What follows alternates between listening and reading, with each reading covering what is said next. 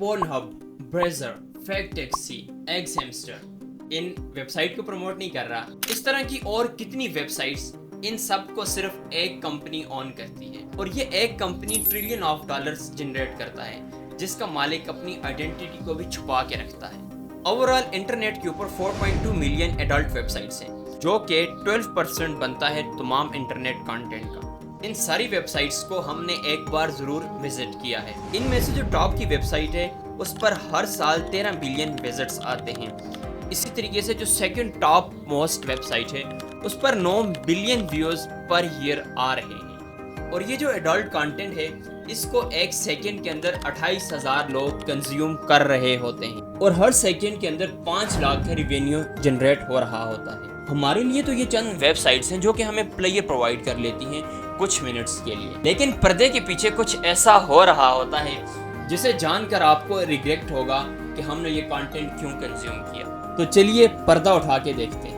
Mostly men, easy access to pornography. First exposed to porn when I was 8 years old. It's a multi-billion-dollar industry. In early 2000 CD और DVDs use होती थी movies के लिए, TV show के लिए और adult content को consume करने के लिए। उस टाइम पर एडल्ट कंटेंट में विविड टॉप कंपनी थी जो कि बेस्ट परफॉर्म कर रही थी और ये एक साल के अंदर 100 मिलियन डॉलर्स जनरेट कर रही थी। फिर इंटरनेट और गूगल मेन स्ट्रीम मीडिया में ट्रांसफॉर्म हो गया। साथ साथ नई वीडियो शेयरिंग प्लेटफॉर्म भी आ गए जैसा कि यूट्यूब और ट्यूब साइट्स। ये 4 लोगों का एक ग्रुप था जिन्होंने मुख्तलिफ निशेस के अंदर कंटेंट बनाना शुरू किया। इन्होंने कंटेंट को 2 हिस्सों के अंदर रखा, पे टू वॉच और दूसरा जो चैम्बर था उसका नाम रखा ट्यूब साइट्स। जल्द ही इनका बिजनेस बड़ी तेजी से रन करने लगा और इन्होंने फिर एक बड़ी कंपनी स्टार्ट की और उस कंपनी का नाम रख दिया ब्रेजर, जो कि एडल्ट फिल्मिंग के लिए बड़ी मशहूर है। 2007 में मार्ट कीजर ने पोर्न हब को $3,000 में जनरेट कर दिया। इन चारों लोगों ने मिलकर एक बड़ी कंपनी लॉन्च कर दी और इस कंपनी का नाम था मेनवेन। लेकिन कुछ ही अरसे के बाद इनके आपस में क्लैशेस आने लगे और फिर इन्हें मजबूरन इस कंपनी को सेल करना पड़ा और इस कंपनी को फिर खरीदा फेबन थेलमैन नामी एक शख्स ने। इसके पास ऑलरेडी इस तरह की वेब कैम, प्ले बॉय और इस तरह की वेबसाइट्स अवेलेबल थी। ये बंदा खुद सॉफ्टवेयर इंजीनियर था, तो इसे ये सारी टेक्निक्स पता थी कि सर्च इंजन ऑप्टिमाइजेशन कैसे करनी है और वीडियोस को टॉप रैंक पर कैसे लाना है। तो इसकी सुपरविजन में ये एडल्ट वेबसाइट्स बड़ी तेज़ी से ग्रो करने लगी और पूरी दुनिया में फैल गई। 2012 में इस बंदे ने मेनवेन और मेनसेफ दोनों कंपनीज को मिलाकर एक बड़ी कंपनी बना दी और इस कंपनी का नाम रखा माइंड गीक। इस कंपनी को इसने सीक्रेटली ऑन किया और बाहर ये शो करता रहा कि यहाँ पर ये डिजिटल मार्केटिंग करता है और अंदर बैठा ये एडल्ट कंटेंट तैयार करता रहा। अभी भी इसके पास इतना एडल्ट कंटेंट मौजूद है कि ये आने वाले 150 साल तक एडल्ट कंटेंट प्रोवाइड कर सकता है। सो मेन स्ट्रीम मीडिया में ना ही इस पर कोई बात करता है और ना ही एडल्ट कंटेंट का मैकेनिज्म, इसकी प्रोडक्शन बेनकाब हुई है। पब्लिक के अंदर की जस्ट एक फाइनलाइज की हुई कुछ मिनट की वीडियो रिलीज़ करते हैं और लोग उसको देखकर अपनी लास्ट, अपनी साइकोलॉजिकल और अपनी फिजिकल नीड्स को कुछ टाइम के लिए कैटर करने की कोशिश करते हैं। इसके वर्कर और स्टार्स के अकॉर्डिंग ये एक हार्श और बी ग्रेडेड कंपनी है। इस एडल्ट इंडस्ट्री के लिए 2024 का साल बड़ा अजीब रहा है। यहाँ पर कई ऐसे एक्टर, फिल्म स्टार और वर्कर्स गायब हुए हैं जिनका कोई पता नहीं चला। 20 लोगों की अमवात हो चुकी है।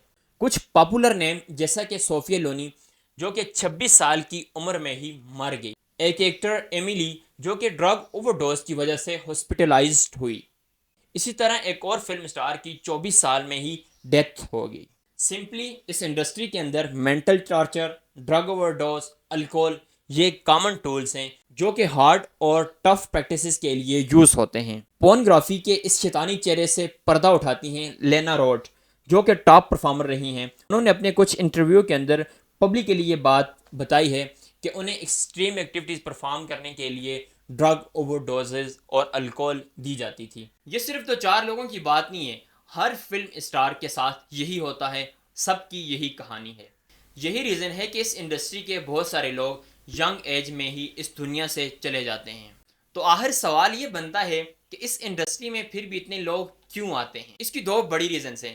पहली ये है कि इसकी ग्रोथ और मोनेटाइजेशन और दूसरा ये हाईली पे करते हैं। लेकिन इसके साथ ایک اور ایکسٹرا چیز، کچھ لوگوں کو مجبور کیا جاتا ہے اس انڈسٹری کے اندر، انہیں ماڈلنگ کے لیے بلا کر ان سے اس طرح کے کام فورسفلی کروائے جاتے ہیں اور پھر یہ بتایا جاتا ہے کہ پبلک نہیں کرتے، لیکن وہ سارا کچرا اٹھا کر انٹرنیٹ کے اوپر ڈال دیا جاتا ہے۔ مائک جیم، ان شخص کے اوپر یہ ایلیگیشنز ہیں کہ انہوں نے بغیر لوگوں کی ول اور ان کی کنسنٹ اور ان کی مرضی کے خلاف ویڈیوز کو بنا کر اپلوڈ کیا گیا ہے اور پھر وکٹمز نے کیس فائل کیے ہیں۔